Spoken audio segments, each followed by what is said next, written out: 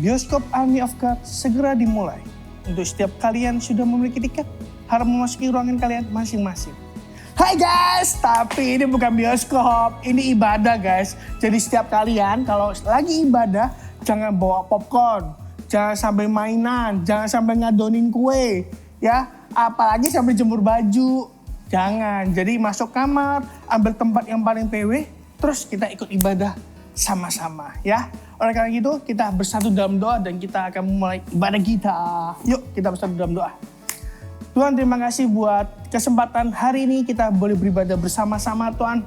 Kami percaya hadirat Tuhan tidak terbatas jarak, waktu, dan tempat. Aku percaya Tuhan setiap kita yang mengikuti ibadah dari rumah, dari tempat manapun, Engkau akan lawar kita Tuhan dari awal ibadah sampai akhir ibadah. Terima kasih ya Tuhan buat kasih yang begitu luar biasa. Haleluya. Amin.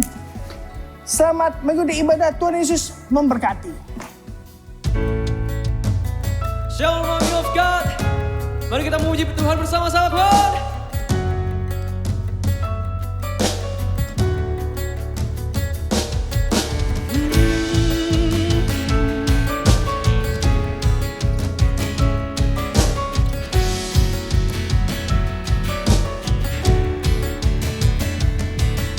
Dia pencipta semesta, pemberi kehidupan, layak ditinggikan. Tahtanya tak tergoyahkan, dia tak tersandingkan, hanya dia yang sempurna. Masyhur segala perbuatannya. Jika dia di sisiku, siapa lawanku? Tiada pernah ku ragu, serahkan hidupku kepadanya, Raja semesta.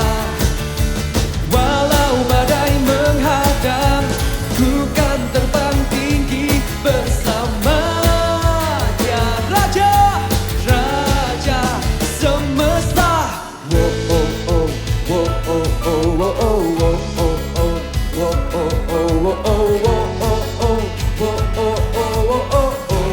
Katakan dia pencipta. Dia pencipta semesta, pemberi kehidupan, layak ditinggikan. Tahtanya tak tergoyahkan, dia tak tersandingkan, hanya dia yang sempurna. Masyhur segala perbuatannya. Jika dia di sisiku, siapa lawanku? Tiada pernah ku ragu, serahkan hidupku kepadanya, Raja semesta. Walau badai menghadang, ku kan terbang tinggi bersama dia, Raja semesta. Mari semuanya bertepuk tangan coba di atas kepala bersama-sama Tuhan.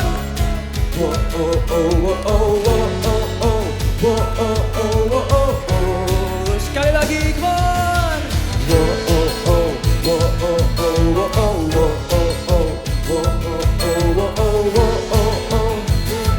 Angkat kedua tanganmu, katakan masyhur segala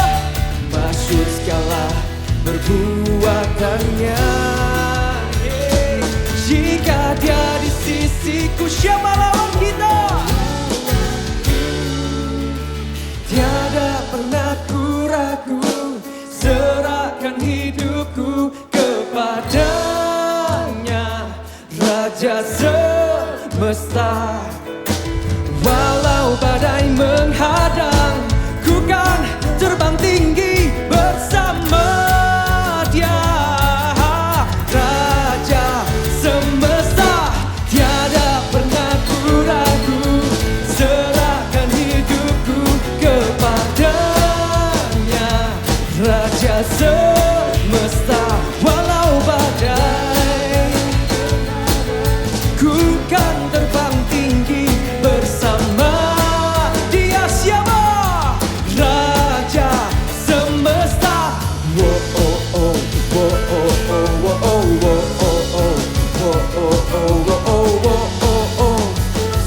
nyalakan Raja semesta, Raja semesta.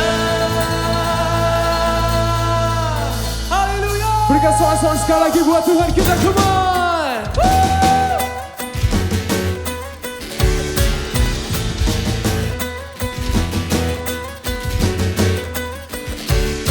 We go.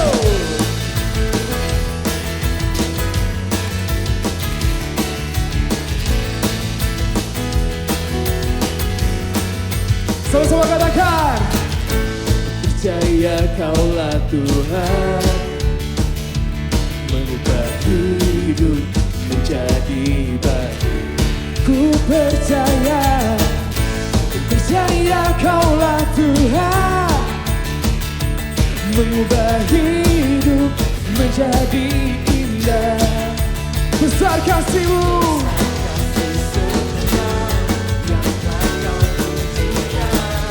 besar kasih setia. Sama-sama yang percaya katakan 1, 2, 3. Tahu diriku menjadi ciptaan baru, karena kasih-Mu ku akan selalu bersorak. Hey, hey Yesuslah Tuhan. Oh, hey, hey Yesuslah Tuhan. Semuanya tepuk tangan di atas kepala sama-sama.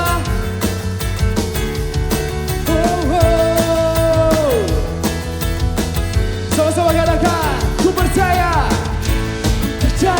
kaulah Tuhan, mengubah hidup menjadi baru. Ku percaya kaulah Tuhan, mengubah menjadi indah. Besar kasih-Mu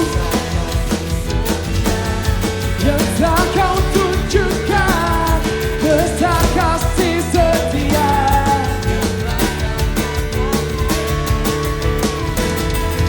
Here we go. Tahu diriku jadi ciptaan baru, karena kasih-Mu ku akan selalu. Semuanya suarakan. Hey, hey Yesuslah Tuhan. Oh, hey, hey Yesuslah Tuhan.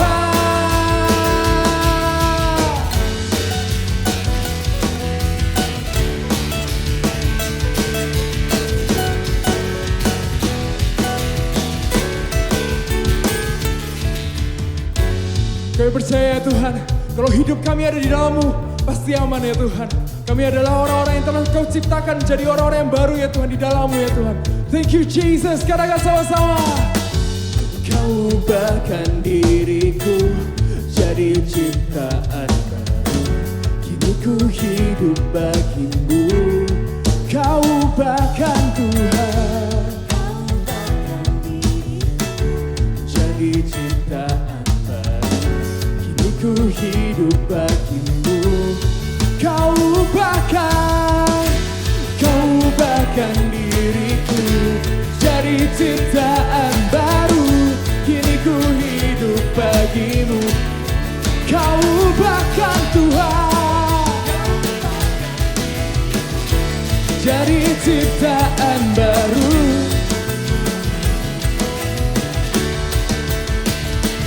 Bagi-Mu. Ku tahu diriku jadi ciptaan baru, karena kasih-Mu ku akan selalu bersorak. Say, Yesuslah Tuhan. Oh, hey, hey Yesuslah Tuhan. Hey, hey Yesuslah Tuhan.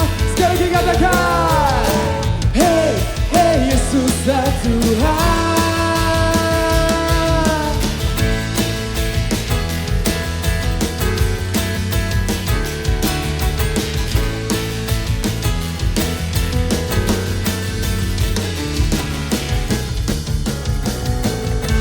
Sekali lagi berikan sorak-sorak yang terbaik buat Tuhan kita. Dia Allah yang hidup, haleluya. Mari sama-sama kita buka hati kita. Mari kita masuk ke dalam hadiratnya lebih lagi. Mari kita datang kepadanya apa adanya.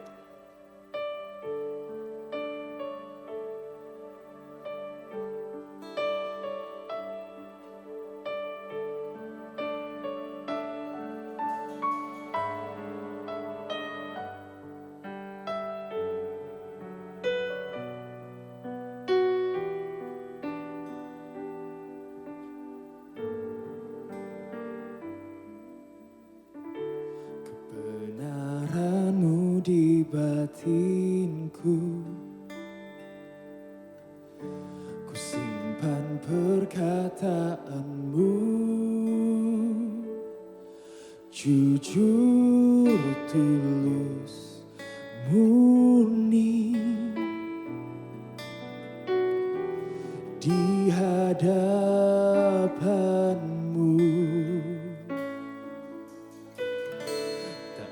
Ada selubung Kau dapati di dalamku, dan hatiku terbuka untuk Kau selidiki selalu.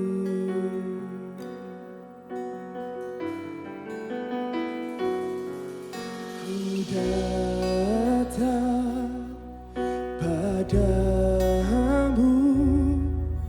Bapa terang, apa adanya, tiada yang ku sembunyikan.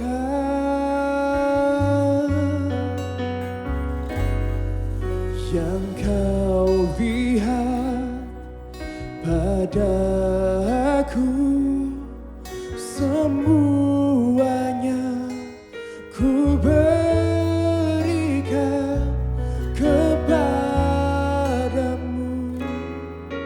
apa adanya, hatiku milik-Mu.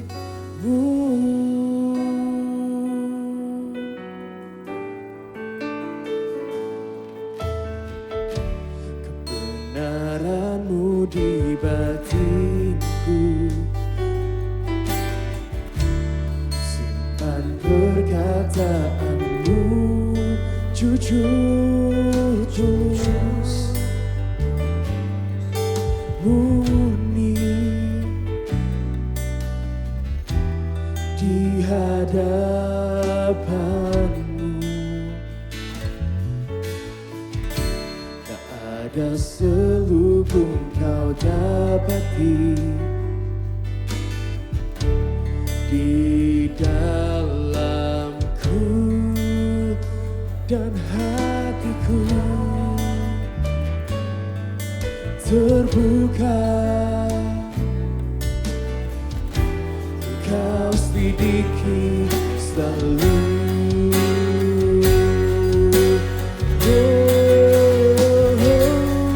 Ku datang padamu, Bapa terang, apa adanya, tiada yang ku sembunyikan. Yang Kau lihat padaku, semuanya ku berikan kepadamu, apa adanya,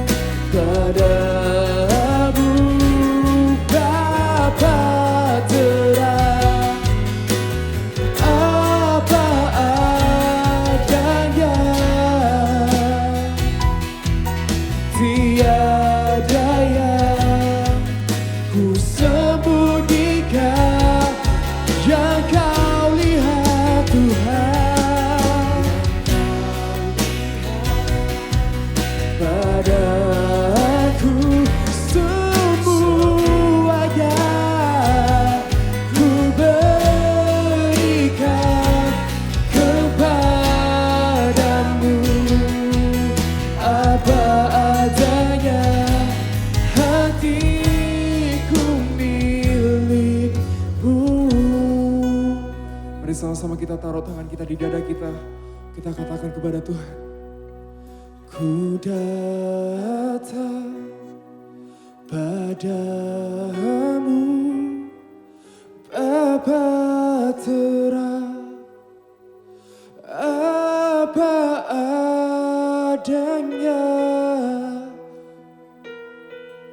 tiada yang ku sembunyikan. Apapun masa lalu kami ya Tuhan, yang Kau lihat pada aku, semuanya ku berikan kepadamu, apa adanya, hatiku milikmu, apa adanya, hatiku milikmu, apa adanya, hatiku milikmu.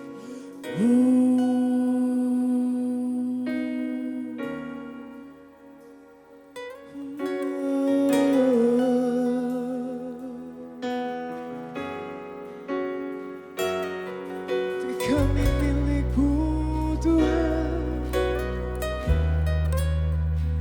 tak Kau pandang hina hati yang hancur, hati yang haus akan Engkau.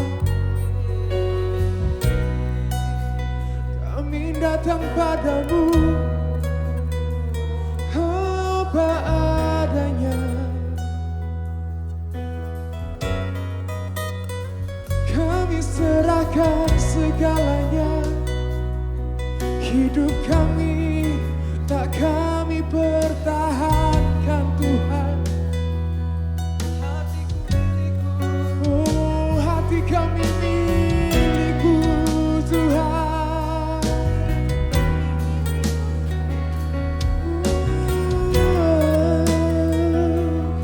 Shikira marabaya so.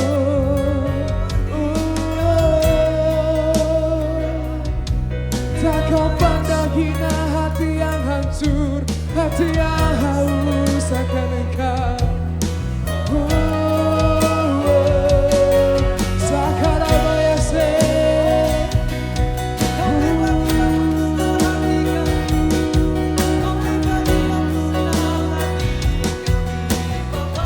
Kami perlu Kau Tuhan, kami perlu Kau Yesus, kami perlu Kau Tuhan.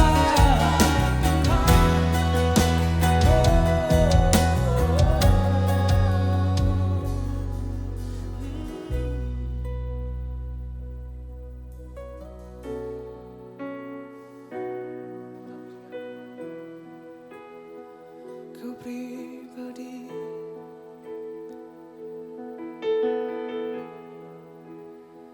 Kau pribadi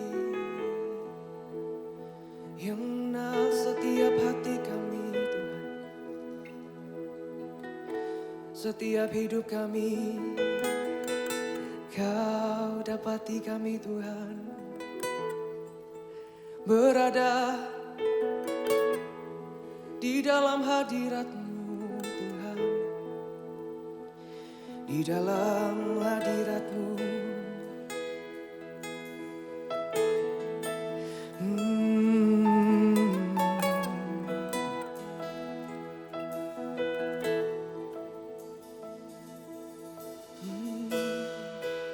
Thank you Jesus.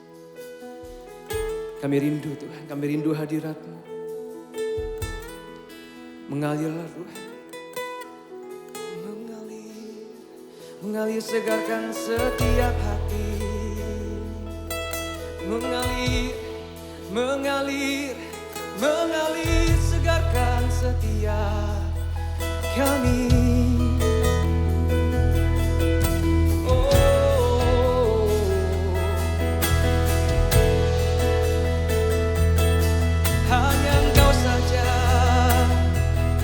Hanya Engkau saja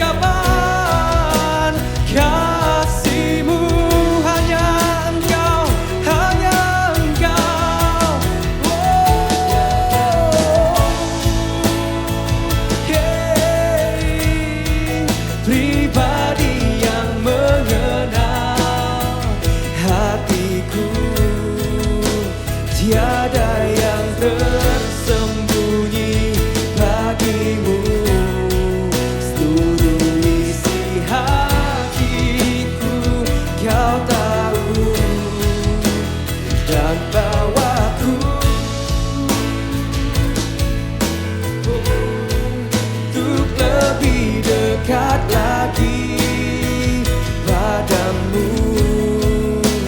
tinggal dalam indahnya dekapan kasih-Mu. Tuhan yang tahu, Tuhan yang mengenal kita lebih dari apapun. Hanya Engkau, Amin. Engkau pribadi yang mengenal kami. pribadi yang mengenal. Tiada yang tersembunyi bagi Engkau Tuhan Yesus. Tiada yang tersembunyi bagimu. Amin. Seluruh isi hatiku Kau tahu, dan bawaku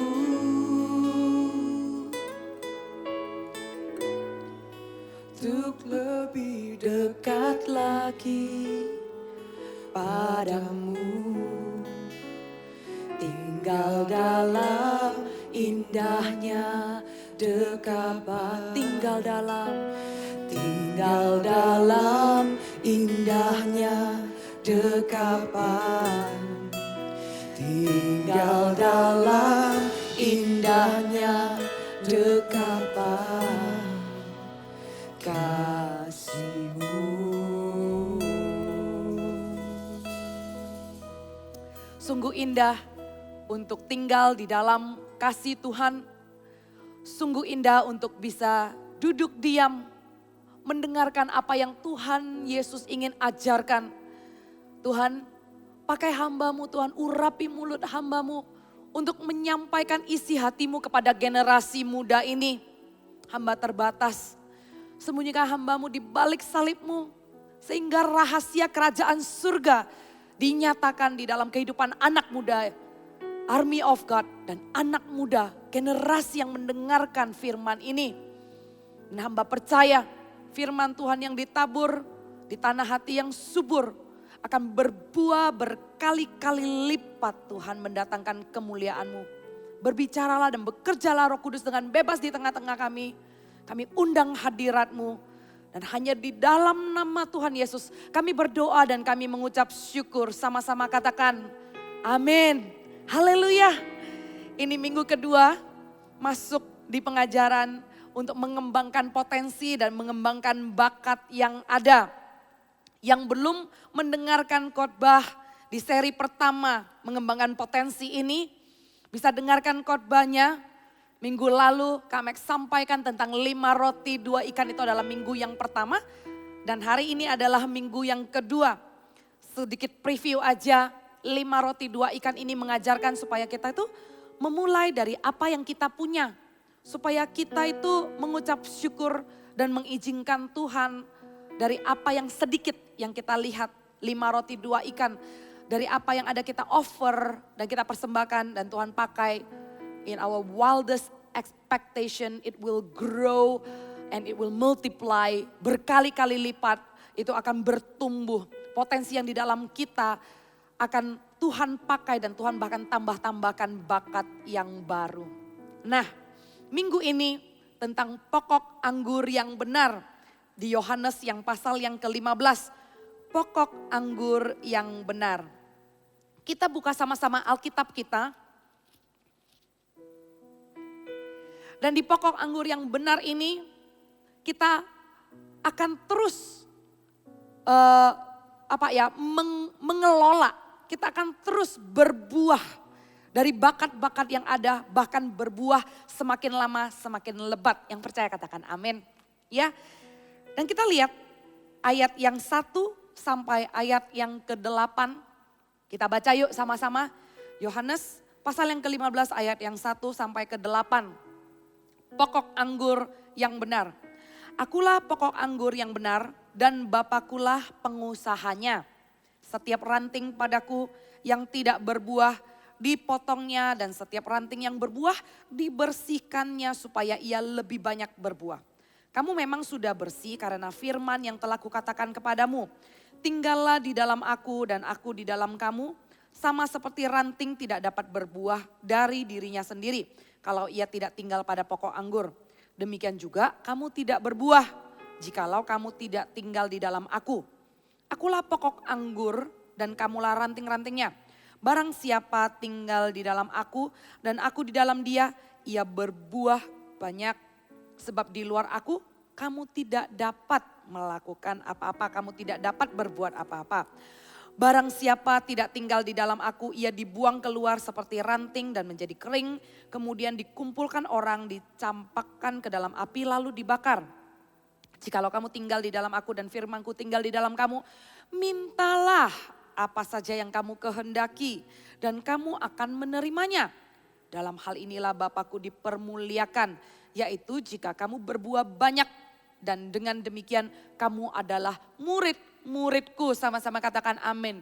Adalah kehendak Tuhan untuk kita berbuah banyak. Adalah kehendak Tuhan untuk kita menghasilkan dan memproduksi apa yang ada di dalam diri kita. Keahlian kita, bakat kita dikelola dengan baik, berkembang dengan baik, jadi berkat membawa dampak. Dan ini adalah sebuah proses. Untuk pohon berbuah itu ada prosesnya dulu. Keluarkan daun, bunganya, kemudian ada tunas buahnya, baru kemudian buahnya muncul. Adalah sebuah proses kehidupan untuk kita lihat bakat dan gift yang Tuhan kasih dalam diri kita, potensi yang ada dikembangkan menjadi maksimal dan semakin lama semakin excellent. Adalah sebuah proses. Ini prinsip kebenaran yang kita pelajari di minggu kedua di dalam kita belajar menggali dan memaksimalkan potensi kita. Yaitu kita sendiri harus lihat apa yang Tuhan Yesus ajarkan tentang pokok anggur yang benar ini. Saya kembali mulai dari ayat yang pertama. Akulah pokok anggur yang benar dan Bapakulah pengusahanya. Tuhan Yesus ada di muka bumi ini juga selalu mengatakan aku melakukan kehendak Bapa. Bapalah pengusahanya, Yesuslah pokok anggurnya. Di dalam ketaatannya, di dalam pelayanannya bahkan sampai mengakhiri hidupnya. Tuhan Yesus melakukan kehendak Bapanya yang di surga. Tuhan Yesus menjadi teladan dan Tuhan Yesuslah satu-satunya jalan keselamatan dan hidup. Barang siapa yang percaya kepadanya, ia hidup di dalamnya dan dia hidup di dalammu. Katakan Yesus dalamku dan aku di dalamnya. Ya, Yesus hidup di dalam kita. Kita tidak lagi hidup dengan kekuatan kita sendiri. Kita hidup mengandalkan Yesus. Karena celakalah orang yang mengandalkan kekuatannya sendiri. Celakalah orang yang mengandalkan pengetahuan dan pikirannya sendiri. Betapa indahnya Tuhan pencipta alam semesta. Yesus yang sudah menjadi teladan itu hidup di dalam kita. Kita yang berdosa dibersihkannya. Kita yang berdosa diampuni sehingga dia hidup di dalam kita dan kita diperdamaikan dengan Allah Bapa yang di surga. Bapalah pengusahanya. Bapalah yang punya segala maksud yang mulia di dalam hidup kita. Bapalah yang pengen bawa kita itu naik. Bapalah yang pengen kita tuh jadi utama bukan jadi yang ekor. Jadi kepala bukan jadi ekor. Bapalah yang punya rencana yang luar biasa. Gambaran yang indah, pemakaian yang besar dalam kehidupan kita. Nah kita nggak bisa hidup tanpa melekat kepada anaknya. Kita nggak mungkin bisa berbuah. Kitalah itu ranting-rantingnya. Ayat yang kedua mengatakan, setiap ranting padaku yang tidak berbuah dipotongnya dan setiap ranting yang berbuah dibersihkannya. Yang tidak berbuah dipotongnya, yang berbuah dibersihkannya supaya lebih banyak berbuah lagi. So this is the process. Kalau kita tahu potensi kita dan bakat kita dan kita sudah mengangkatnya di hadapan Tuhan 5 roti 2 ikan itu. Maka ada proses yang kita lalui supaya potensi itu semakin berkembang, semakin tajam dan semakin excellent. Dan di dalam proses ini saya mau kasih poin dari ayat yang kedua. Ayat yang kedua tuh bilang, ranting yang tidak berbuah dipotong. Katakan tidak berbuah dipotong. Kemudian ranting yang berbuah dibersihkan. Katakan berbuah dibersihkan. Saya ingin bahas poin yang pertama dulu. Yaitu yang berbuah dibersihkan. Bagaimana supaya potensi kita itu semakin berkembang. Yang berbuah juga perlu dibersihkan. Yang berbuah itu enggak dibiar-biarin. Poin yang pertama. Keberhasilan yang mendapat masukan. Sewaktu Anda berbuah, di dalam bakat dan keahlian.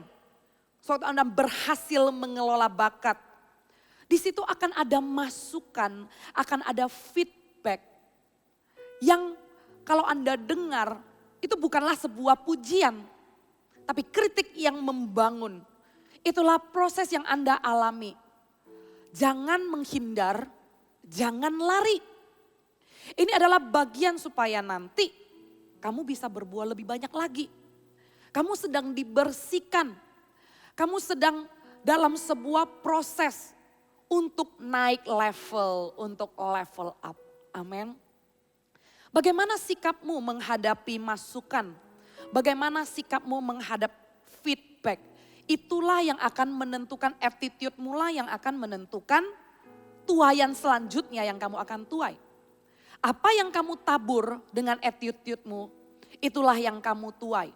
Apa yang kamu tabur di dalam sebuah keberhasilan? Apakah attitude-mu menghadapi feedback ini?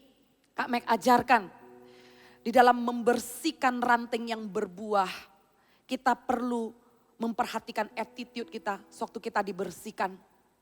Yang pertama-tama, di poin yang pertama ini, kita harus perhatikan sewaktu masukan datang, ya kan? Kita juga harus bisa filter. Enggak semua masukan kita anggap adalah koreksi. Tapi yang pertama-tama, who are you listening to? Kita juga harus pilih-pilih.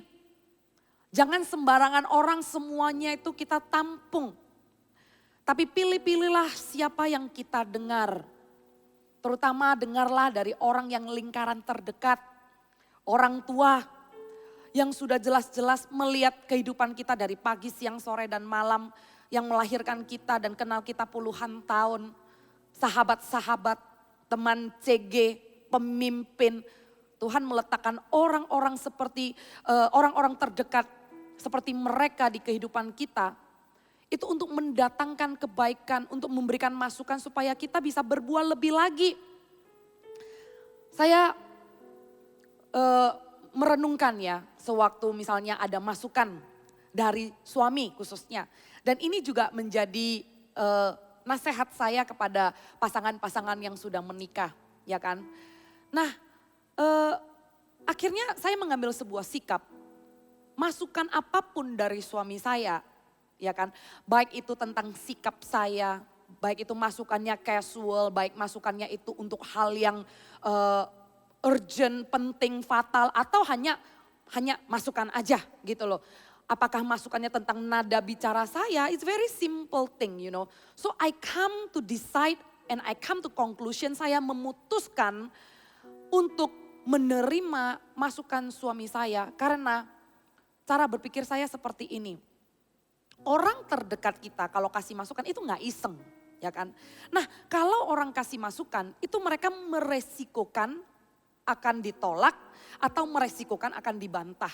Jadi sebenarnya orang yang kasih masukan itu juga gak kesenengan gitu ya.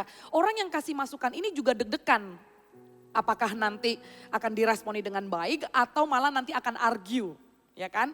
Seberapa banyak yang kalau misalnya pasangan itu lagi misalnya lagi beraktivitas terus tiba-tiba suami atau istri bilang, "Kamu selalu gitu." Ya, walaupun dibilang jangan pakai kata selalu gitu ya, it's like labeling. But let's say kita itu dikasih masukan, "Kalau kamu terburu-buru dan kamu hektik, kamu cenderung begini," gitu loh. "Hah, masa? Gini. Terus kemudian kalau udah gak terima dengan masukannya, pasangan sering kali melontarkan, "Contohnya apa? Kapan aku kayak begitu?" Dan ujung-ujungnya kita tahu itu berakhir di mana? Argue, ya kan? Argue, berdebat. Saya sangat menghargai kalau orang terdekat yang kasih masukan, mereka itu juga deg-degan. Mereka itu juga meresikokan conversation, apakah nanti akan ditolak, apakah nanti akan berantem gitu ya. It's a risk. Tapi kalau orang itu akhirnya memutuskan untuk ngomong, it means they care about you. It means mereka sendiri nggak memilih play safe. Mereka nggak memilih hanya main aman, tapi mereka memberanikan diri kasih tahu kita. Jadi attitude kita ini juga jangan pasang benteng. And don't deny. The first thing, orang-orang suka defense. Masa gitu? Enggak gue gak gitu. Contohnya apa? Itu akan menghambat potensi kita. Itu akan menjadi salah satu faktor membuat kita itu grow lebih lagi. Karena kita itu cenderung bangun tembok dulu dan defense dulu waktu orang kasih masukan. Dan kemudian self-righteousness, kemudian irritated. Itulah yang menggerogoti dan menghambat feedback dan masukan-masukan yang membangun kita. Karena kita gampang get irritated. Kita tuh selalu merasa self-righteousness dan membangun benteng dan membela diri gitu. Coba kita lihat apakah kita punya attitude seperti itu. Baiklah kita melembutkan hati kita supaya mau diajar, supaya mau menerima masukan. Karena ranting-ranting kita itu sedang dibersihkan. Dengarlah orang-orang yang terdekat. We choose who we're listening to. Dan orang-orang yang terdekat yang kasih masukan, biarlah kita terima dengan attitude, thank you. Do not run, do not hide, but say thank you. Jadi katakan apa? Thank you. Terimalah dan katakan thank you. Karena mereka care sama kita. Dan yang kedua, waktu ranting ini dibersihkan untuk lebih berbuah lagi. It's a humbling experience. Itu adalah sebuah pengalaman yang mengajarkan kita itu tetap rendah hati. Di dalam keberhasilan. Jangan sampai membuat kita itu sombong dan jeripayah kita itu membuat kita merasa I deserve the credit. Segala keringat yang kita curahkan merasa lu gak tahu the hard work behind this. Lu gak tahu segala usaha keras. Lu gak tahu ini perjuangannya seperti apa. Kalau lu gak tahu apa-apa, lu gak usah ngomong lah. Sewaktu Tuhan mau humble kita, Tuhan akan mengikis dan Tuhan akan bersihkan pride-nya kita. Tuhan akan bersihkan ego kita supaya kita sadar dari semula hanyalah 5 roti 2 ikan yang kita angkat. Dan Tuhanlah yang membuatnya berhasil. Dan kalau kita bisa punya attitude yang humble, maka kita tidak akan take masukan, kita nggak akan ambil masukannya orang lain dan feedback orang lain itu personal. Masukan orang lain itu bermaksud untuk apa yang kita lakukan menjadi lebih baik. Bukan personal, kill our personality. Bukan bersifat pribadi. Yang akhirnya responnya bisa pertama ego, pride, membangun benteng, menolak, deny, ya kan. Tapi yang kedua itu juga bisa bertolak belakang. Waktu orang mengambilnya secara pribadi dan personal, tiba-tiba menjadi evaluasi diri yang berlebihan. Kemudian menuduh diri sendiri, merasa iya ya. Keberhasilan itu tiba-tiba menjadi hal yang tidak lagi di-celebrate, tidak lagi dirayakan. Tidak lagi mengucap syukur dengan kilometer-kilometer yang sudah tercapai. Hanya karena sebuah masukan yang di-take personally. Tidak lagi melihat secara objektif. Padahal tujuan masukan itu adalah membangun apa yang kita lakukan, action kita supaya lebih baik. Masukan supaya kita memperbaikinya. You know what I'm saying here, right? Maksudnya kadang kita take it personally, akhirnya itu hit pribadi dan karakter kita. Kita nggak bisa lagi melihat solusi dan langkah-langkah step-step yang bisa dilakukan untuk memperbaikinya. Tapi kemudian kita langsung secara personal merasa down dan nggak bisa melanjutkannya. So berhati-hatilah. Contoh Jerubabel. Jerubabel adalah pemimpin yang pertama-tama mengangkut bangsa Israel dari pembuangannya dan membangun Yerusalem. And then you know, he is a very significant leader. Waktu dia mengangkut bangsa Israel dari pembuangan dan kembali membangun bait, dia mendapat visi Tuhan bahwa harus dibangun lewat mesbah dulu. Harus dibangun lewat worship dulu. Dan terjadilah sebuah keberhasilan yang signifikan. Dan Tuhan senang, dia nggak bingung dengan bangun struktur kota, dia nggak bingung dengan tembok.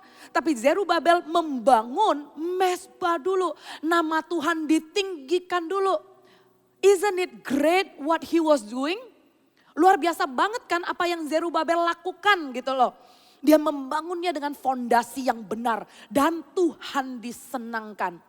Tapi kemudian what happened? Terdengarlah kata-kata orang yang mengatakan, yang dibangun ini kok nggak semegah dulu ya. Waktu tua-tua ngomong dan hanya berkomentar kemudian tinggal lalu Zerubabel mendengar itu, downlah dia. Dan dia merasa apa yang dia lakukan semuanya sia-sia. It's useless. And you know what happened? Hanya karena dia mendengar kata orang apa yang dibangun tidak semegah dulu. Tiba-tiba apa yang dia lakukan yang sebenarnya begitu signifikan dan Tuhan disenangkan. Itu menjadi gak ada apa-apanya. Dia tidak lagi celebrate apa yang dia lakukan dan apa yang berhasil. Tiba-tiba dia down dan dia namanya apa itu namanya? Apa ya? I suddenly lost the word. Dia mogok. Nah there you go. Kok tiba-tiba kata itu hilang.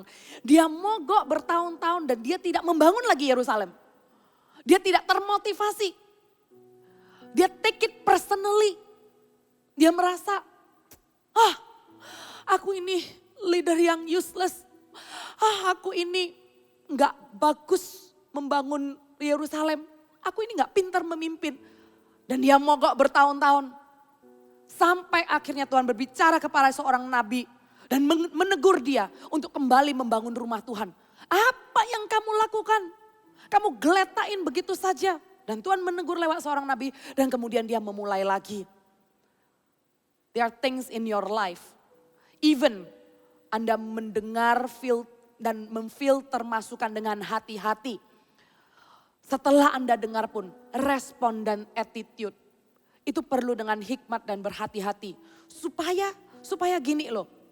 Tidak semata-mata masukan atau pujian orang lah yang jadi motivasimu.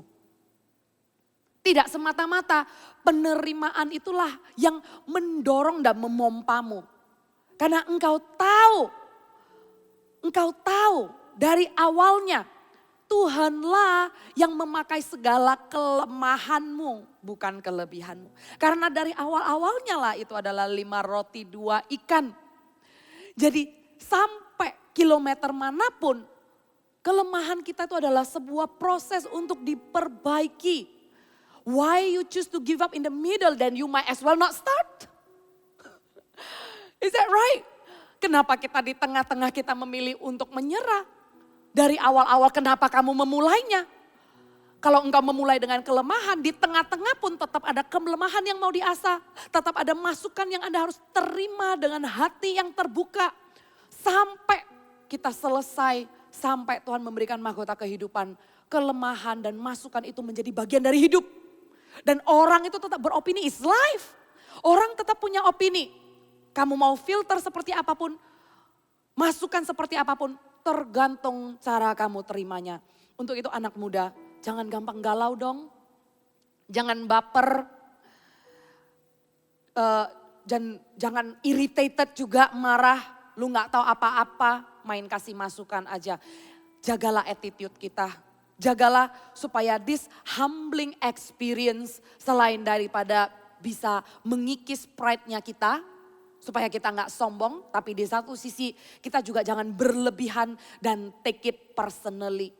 Kita harus lihat secara objektif masukan itu demi supaya proses cara kamu bekerja itu lebih baik. Ya, amin. Dan open for change. Ya kan, open for change. Sewaktu kamu berhasil di dalam apa yang kamu lakukan, jangan langsung claim yourself expert dalam hal itu. Jangan langsung mengangkat dirimu, kamulah yang tahu apa yang kamu lakukan. Orang lain enggak tahu. Aku kalau pakai cara ini, ya cara ini. Sudah terbukti ini jalan. Jadi sudah tidak mau terima perubahan atau modifikasi apapun. Orang yang tidak terbuka dengan perubahan, orang ini tidak bisa mengembangkan potensinya. Karena dia tidak bisa menerima hal-hal yang baru. Not open for change. Supaya pikiran kita bisa bisa lebih berkembang lagi, ada baiknya masukan-masukan yang kita terima, solusi yang kita dapat, nggak take it personally, tapi kita bisa melihat objektifnya apa untuk perbaiki.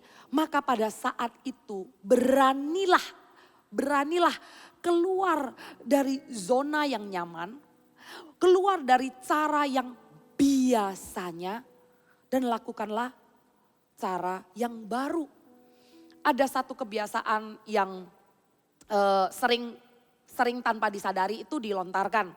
Misalnya ada pertanyaan, kenapa ini seperti ini? Nah, kita itu suka berkata-kata seperti ini. Biasanya kita seperti ini. Kalau misalnya dalam pelayanan Al-As, kenapa harus ditaruh di sini? Soalnya biasanya. Do you have other answer selain memakai kata biasanya? Karena waktu biasanya Anda ternyata stuck di rutinitas dan tidak lagi mengevaluasi ini efektif apa enggak.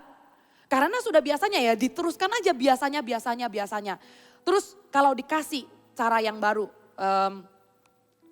kalau memfollow up dengan cara seperti ini, atau misalnya kalau retret, gimana kalau misalnya orang bisa pakai kendaraan sendiri naik ke BDI dan dengan gini kita bisa mengurangi transportasi umum dan lain-lain. Biasanya kalau dengan ini orangnya, we tend to bring problems first tanpa melihat kalau ada problem solusinya apa. Langsung ada problem biasanya begini. Saudara, waktu Anda lakukan hal seperti itu, Anda tidak sedang mengasah potensi untuk troubleshoot, tapi mengaminkan masalah, and you live and you stay with that problem. You know what I'm saying? Kalau memang dari satu waktu tertentu, problem itu sudah ada di sana dan belum pernah di-fix, come on, open for change. You will be surprised dengan beraninya menerima masukan dan mengadopsi cara yang baru. You will be surprised. Problem itu tidak perlu di sana lagi. Itu bisa di-eliminate. Dan kamu gak usah lagi pakai kata biasanya. Kalau begini biasanya begini C. Kalau kita lakukan begini biasanya akan begini. Itu akan dihilangkan. Open for change. Take courage. Beranilah. Dengan cara seperti itu kita sedang membersihkan. Walaupun kita berbuang gak masalah sih. Kita gak stuck sih, gak masalah sih. Tapi itu dibersihkan dan dimaksudkan untuk lebih berbuah lagi. Lebih maksimal lagi. Potensi-potensi yang baru akan muncul lagi. Itu yang pertama. Bagaimana keberhasilan yang mendapat feedback. Yang kedua, ranting yang tidak berbuah dipotong. Yang tidak berbuah dipotong. Ini artinya apa yang kedua? Kegagalan yang menjadi pelajaran berharga. Tadi yang pertama, keberhasilan yang mendapat masukan. Yang kedua, kegagalan yang menjadi pelajaran berharga. Di dalam hidup ada kemenangan, ada kegagalan, ada kesesakan, ya kan, ada sukacita, ada perayaan, ada merenung kesalahan, kegagalan. Attitude di dalam menghadapi kegagalan ini itu juga menentukan nantinya pohon ini akan terus berbuah atau pohon ini akan kering. Karena kegagalan itu pelajaran yang terlalu mahal untuk kita abaikan. Kegagalan ini harus kita perhatikan. Attitude-nya kita itu menentukan. Kalau ada area yang kita gagal, prinsipnya pertama-tama jangan ulangi kesalahan yang sama. Kalau kita masih lagi mengulangi kesalahan yang sama berarti kita gak mau belajar. Kalau kita sudah pernah ditegur di satu area, maka pay attention dan fokuslah supaya itu tidak terulang lagi. Pikirkan baik-baik, cerna baik-baik, ingatkan diri kita untuk tidak jatuh di lubang yang sama. Bodohlah orang kalau sudah tahu dari jalan sini ke sana itu ada lubang atau itu ada polisi tidur yang tajam banget. Masa sih? Kalau Anda perjalanan pulang itu jalannya selalu melalui jalan itu. Ada sekali Anda surprise karena polisi tidur itu baru gebrak gitu ya. Kendaraan Anda atau ya kendaraan Anda yang Anda naik itu kehajar gitu loh, brak gitu. The next time, will you remember? Of course. Malah ya orang yang kalau sudah setiap kali melewati jalan itu, jangankan dia ingat di mana ada polisi tidur. Ada berapa polisi tidur aja mungkin orang juga tahu loh. Oh dari entrance ini sampai ke sana ada 8, ada 9. Orang cenderung mengingat. Tapi terlalu ignorance bagi orang yang sudah tahu kehajar kendaraannya di polisi tidur itu. Kedua kali kehajar lagi, ketiga kali nggak lucu ya. Dalam kehidupan kalau kamu jatuh di lubang itu. Jangan lagi kemudian you throw yourself at the same mistake and you trip and you fall again. Itu bukan pilihan yang bijaksana. Make mistake, you allow to make a lot of mistake that make a new one. Be so creative that you make a new one and you don't repeat the same mistake. Jadilah orang yang kreatif. Kita belajar dari kesalahan. Tapi jangan kesalahan yang sama, jangan ulangin kesalahan yang sama. Dan kalau kita sudah gagal di area itu, coba lagi. Bangkitlah. Jangan jadi anak Tuhan yang trauma dan takut dan gak akan pernah coba lagi. Gua gak akan pernah sentuh lagi. Karena sewaktu disurvei, ternyata manusia itu lebih melekat failure-nya daripada suksesnya. Failures somehow stays longer than success. Sewaktu Anda sukses, tiba-tiba jebret ada sebuah kegagalan, untuk mulainya lagi itu susah banget ingat keberhasilannya. Yang diingat itu kegagalan terus. Anda perlu terobosan dari area itu. Saya sendiri punya kesaksian pribadi dan I'm working on it. Saya kuliah piano dan buat saya latihan piano and playing piano itu bukan lagi sebuah pressure ya. I enjoyed it. Dan untuk perform dan konser itu juga seperti bagian dari entertain dan introduce music to people. Tapi ada satu waktu di graduation recital saya dan itu adalah kelulusan yang menentukan. Jadi selama kuliah itu ada junior recital, ada senior recital. Junior yaitu di tengah-tengah semester, kemudian senior itu ya kayak skripsinya gitu loh. Yang junior saya konsernya setengah jam, kemudian yang senior itu saya konsernya 60 menit. Dan itu semua harus hafal. Oh you don't know how many puluhan pages yang harus dihafal. Yang junior itu, saya menyelesaikannya dengan happy banget, so good gitu ya. Dan yang senior, saya juga akhirnya ini mau lulus. Tapi waktu itu in life something happen, jadi saya sendiri gak terlalu konsentrasi, saya terganggu dengan 1-2 hal. Sehingga waktu konser, itu adalah konser akhir, a senior graduation dan orang-orang yang datang juga punya expectation karena pada waktu itu saya adalah murid scholarship dan di tengah-tengah semester waktu konser yang satu lagu, I played really good. So dari awal semester sampai mau akhir itu tuh sukses gitu loh. Konsernya itu bagus. Tiba di konser yang terakhir dan di graduation yang menentukan yang adalah skripsi, I played really bad. Nggak disangka-sangka karena saya nggak fokus. Karena waktu itu dalam hidup saya terjadi 1-2 hal yang membuat saya itu agak terganggu. Selama 1 jam saya mainnya itu di luar daripada yang saya harapkan. Lulus nggak? Lulus sih.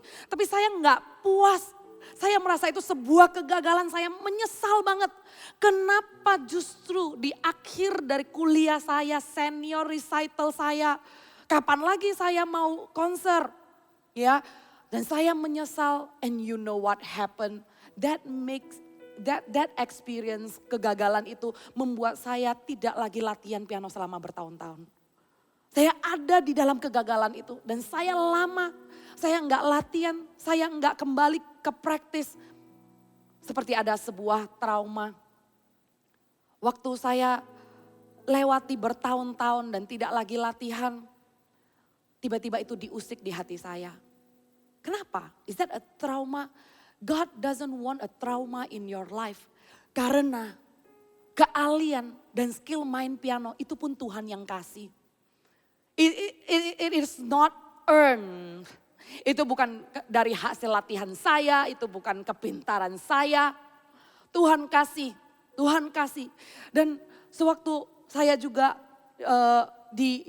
dinasehati oleh Ko Philip, dan Ko Philip bilang, Mac kamu harus kembali main. Saat itu saya nggak sadar, saya nangis. Dan saya ngerasa iya ya, kenapa trauma ini menahan saya segitu lama, saudara.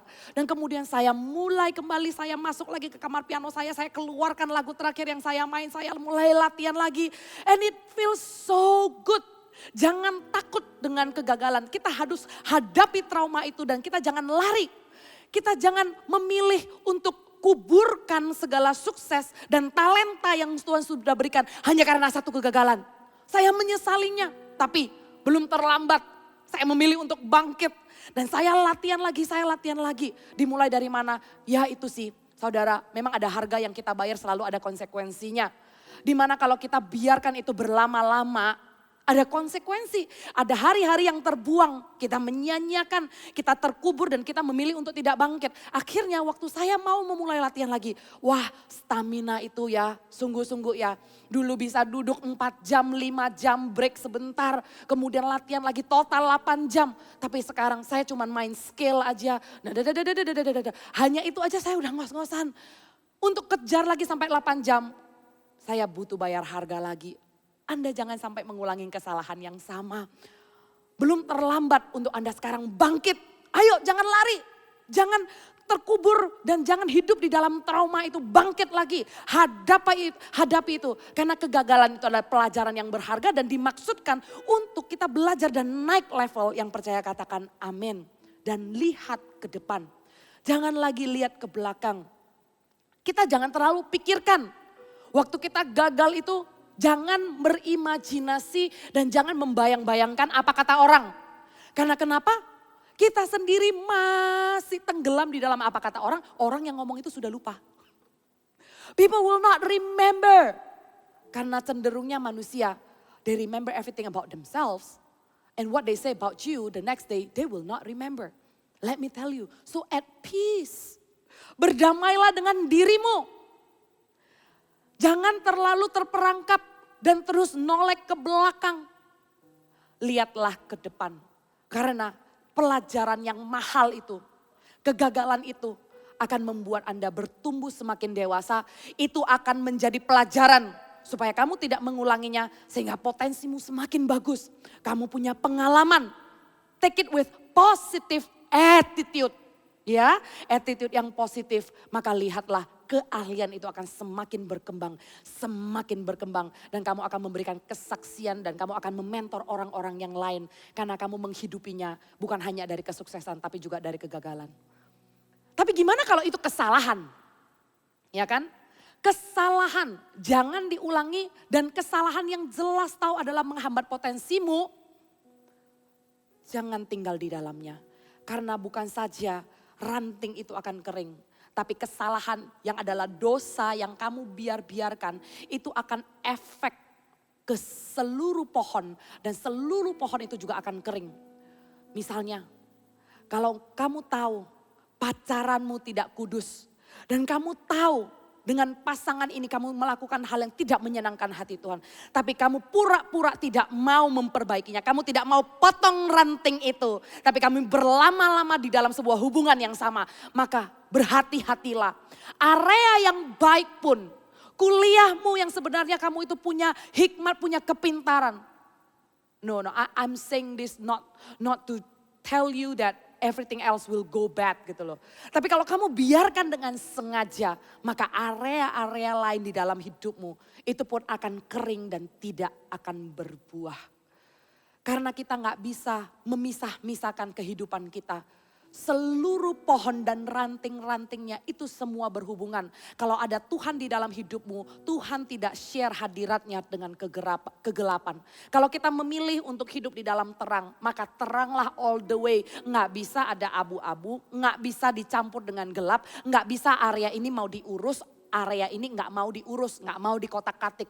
Seluruh area ini Tuhan mau pangkas, Tuhan mau bersihkan, tergantung. Apakah engkau mengizinkan area pohonmu, kehidupanmu, Tuhan pangkas, Tuhan bersihkan supaya lebih berbuah lagi. Jangan biarkan ada area-area yang tersembunyi, hanya Tuhan yang tahu. Hanya engkau pribadi yang mengenal hatiku. Tiada yang tersembunyi bagimu. Ya, tiada yang tersembunyi bagi Tuhan. Tuhan tahu setiap area. Tuhan tahu setiap ketidakjujuranmu dalam keuangan. Integritasmu jadi bendahara. Memegang apa yang Tuhan berikan dalam hidupmu. Apakah engkau berintegritas mengembalikan di dalam persepuluhanmu? Apakah engkau berintegritas mengasihi orang lain? Apakah engkau berintegritas di dalam pelayananmu? Hanya Tuhan yang tahu. Kalau Tuhan tegur dan Tuhan berbicara dalam hidupmu sekarang, ayo jangan lama-lama lagi. Jangan sampai ada ranting yang kering dan tidak berbuah itu engkau biarkan. Tuhan bilang apa? Lebih baik kalau ada area yang berdosa. Buang itu, jangan sampai seluruh tubuh masuk neraka. Kalau matamu berdosa, cungkillah. Kalau tanganmu berdosa, potonglah. Ya bukan seperti bukan seperti harafiah seperti itu ya.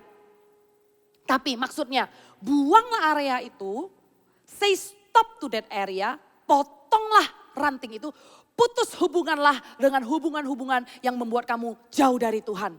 Dan fokuslah supaya Tuhan yang membuatmu berbuah lagi. Fokuslah supaya sekali lagi engkau masuk di dalam rencananya, engkau masuk di dalam pernikahan, engkau masuk di dalam visi di mana nama Tuhan dipermuliakan. Pohon yang dipotong, yang tidak berbuah dipotong, dan pohon yang berbuah dibersihkan rantingnya. Untuk potensi kita semakin berkembang. Dan kemudian tinggallah di dalam aku di dalam kamu. Karena di luar aku kamu tidak dapat berbuat apa-apa. Pastikanlah sewaktu kamu berbuah di dalam kemenanganmu. Atau sewaktu kamu kering di dalam kesesakanmu. Kamu tetap memilih untuk tinggal di dalam Tuhan. Jangan pernah punya pikiran untuk jauh dari Tuhan atau meninggalkan Tuhan sekalipun. Do not blame God. Jangan menyalahkan Tuhan. Berhati-hatilah. Jangan pernah engkau mengacungkan tanganmu. Jangan pernah kita mengatakan kalau Tuhan ada, buktikan begini. Dia sudah melakukannya dan menyelesaikannya di atas kayu salib. Percayalah, karena dengan iman engkau akan menyenangkan hati Tuhan. Dengan iman sewaktu engkau tinggal di dalamnya dan dia di dalam kamu, maka mintalah apa saja. Mintalah apa saja yang kamu kehendaki, kamu akan menerimanya.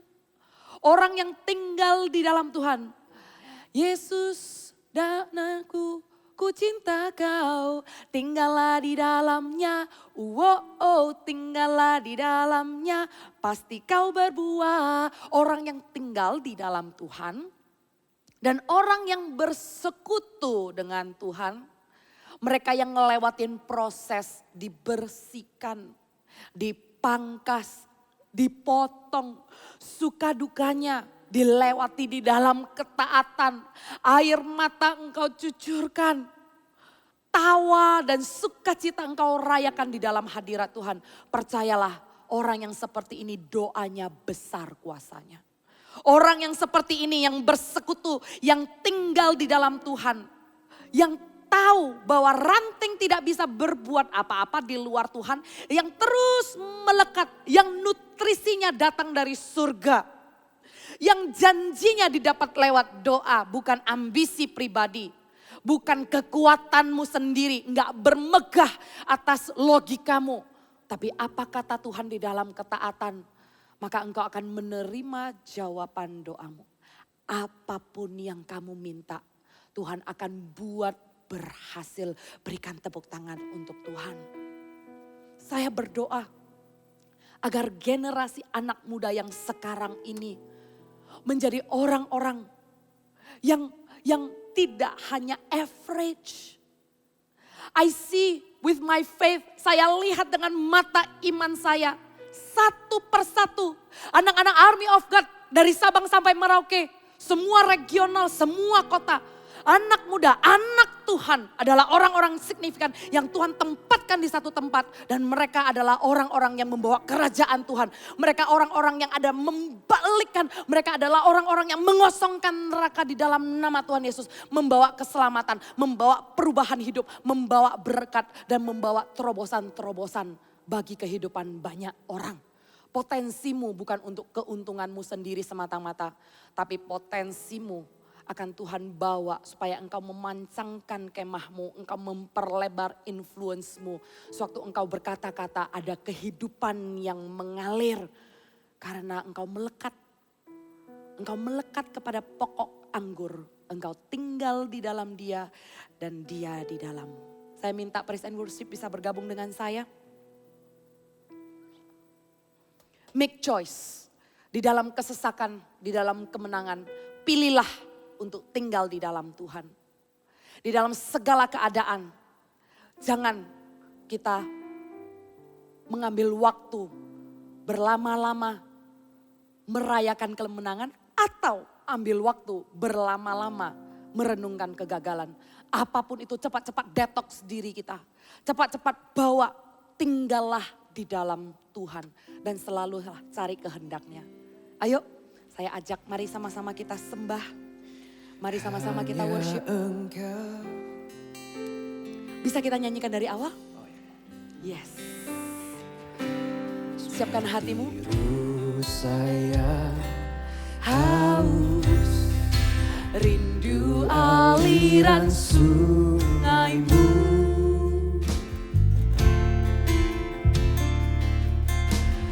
Hatiku tak tahan menunggumu.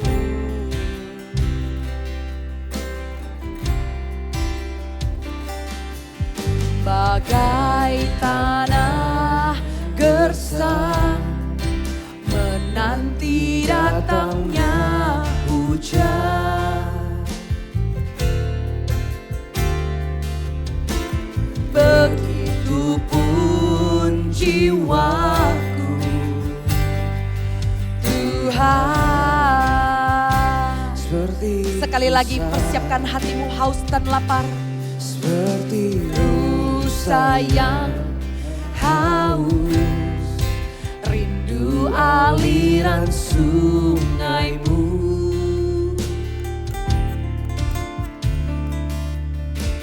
Hatiku tak tahan menunggumu.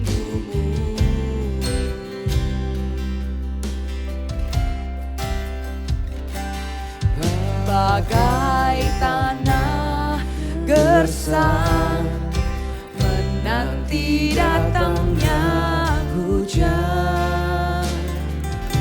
Oh, oh. Begitupun jiwaku, Tuhan. Hanya Engkau,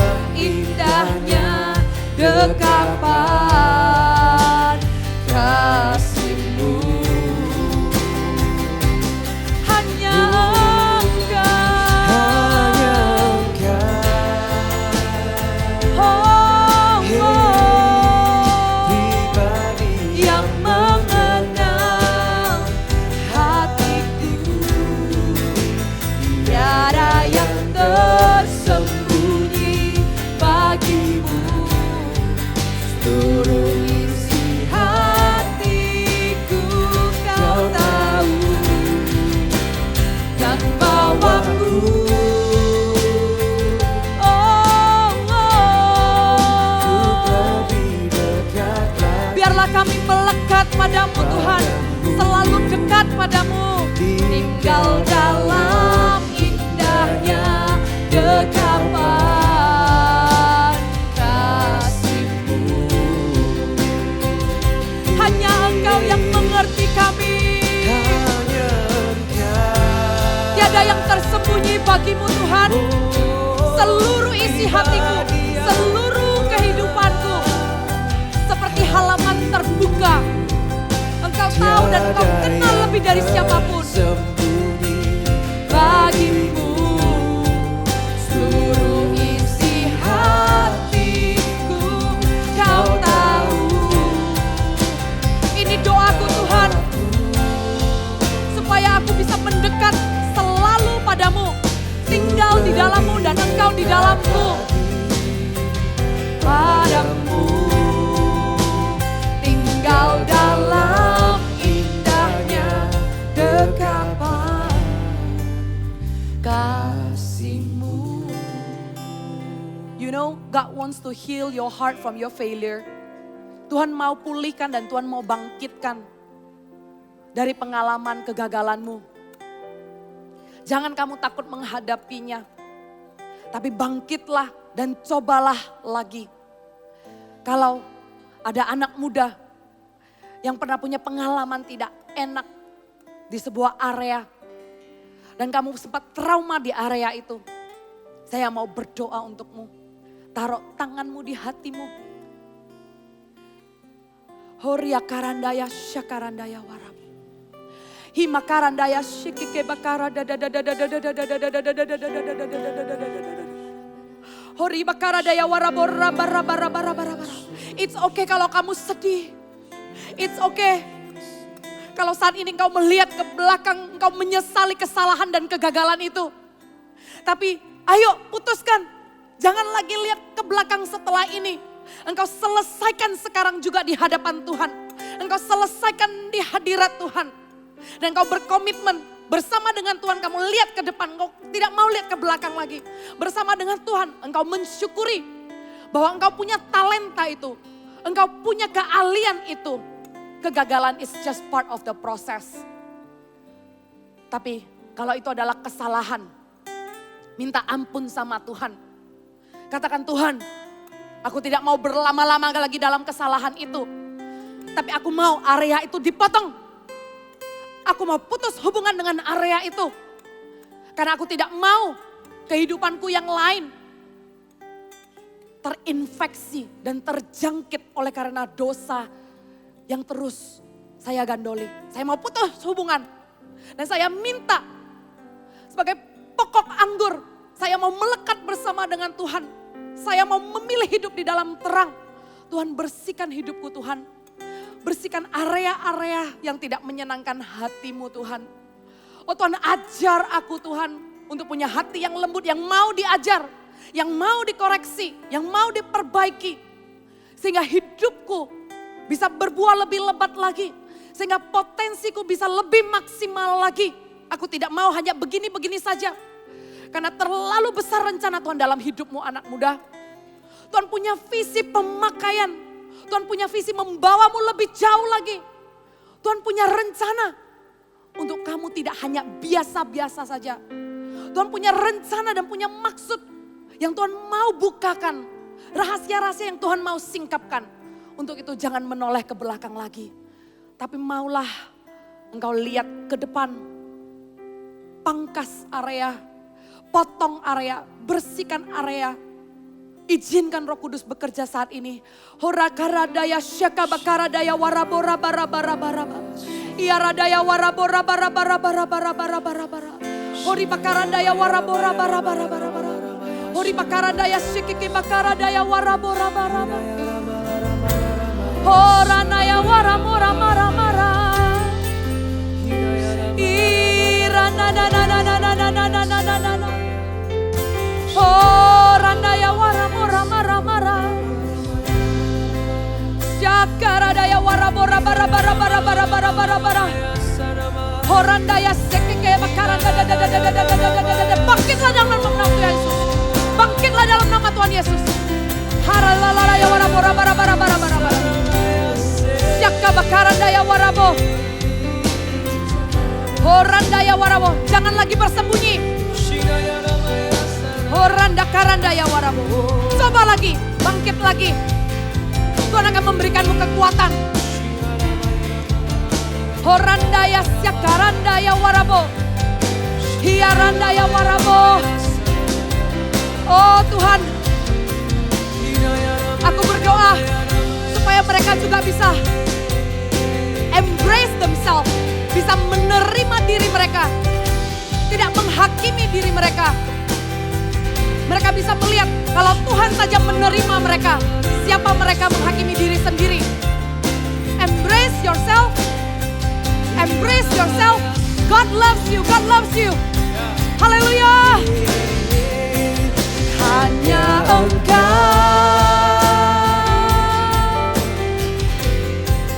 pribadi yang mengenal hatiku, tiada yang tersembunyi bagimu.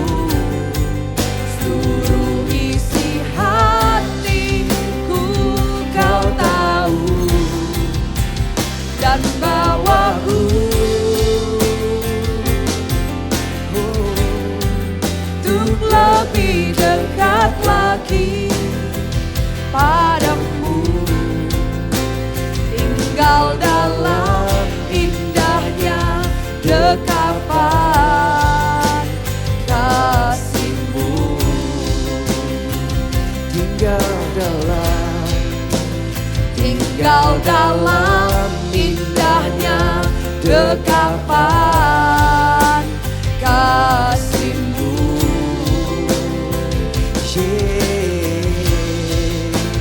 Tinggal dalam indahnya dekapan kasih-Mu. Angkatlah kedua tanganmu. Terimalah berkat kasih dari Allah Bapa, Putranya Yesus, Roh Kudus yang mengasihimu dengan dirimu apa adanya. Dia memberkatimu. Dia akan membawa engkau terbang tinggi. Dia akan membawa engkau menjadi kepala bukan jadi ekor. Untuk itu tinggallah di dalamnya. Pastikan engkau tinggal di dalamnya. Di dalam kehidupan sehari-harimu selalu bersekutu melekat mendekat kepada Tuhan. Maka setiap keluar masukmu dijagainya. Setiap apa yang kau lakukan dibuatnya berhasil. Sampai nama Tuhan dipermuliakan. Sampai kedatangannya yang kedua kali. Dia bersamamu menyertaimu dari sekarang sampai selama-lamanya. Yang terima doa berkat ini sama-sama katakan amin. God bless you. Nah, gimana nih setelah sepanjang khotbah tadi, apakah kalian menyimak dengan baik? Nah, tidak hanya disimak doang, kalian harus melakukan firman-Nya. Ada lagu, kulakukan firman-Mu siang dan malam. Gak fales toh? Ya gak fales lah, gak ada musiknya, coba kasih musik pasti fales. Nah, buat kalian-kalian yang mau ngasih persembahan, ya jangan lupa. Gimana caranya? Itu ditransfer. Di mana ditransfernya? Di sini. Ya bukan di sini, tapi di sini loh. Nah, ini alamatnya, jangan lupa, jangan salah transfer. Ya, nih, dicatat yang baik. Oke, siap? Nah, kalau begitu jangan lupa juga terus mantengin YouTube-nya Army of God. Karena di situ kalian akan banyak dapat berkat-berkat. Kalian akan banyak dapat knowledge yang baru. Ilmu-ilmu yang baru di sana ya. Aku percaya setiap dari kita Tuhan akan terus berkati. Jangan lupa minggu depan kita akan ketemu lagi. Dan kita akan dilayani oleh Pastor Margaret Wu. And bye-bye.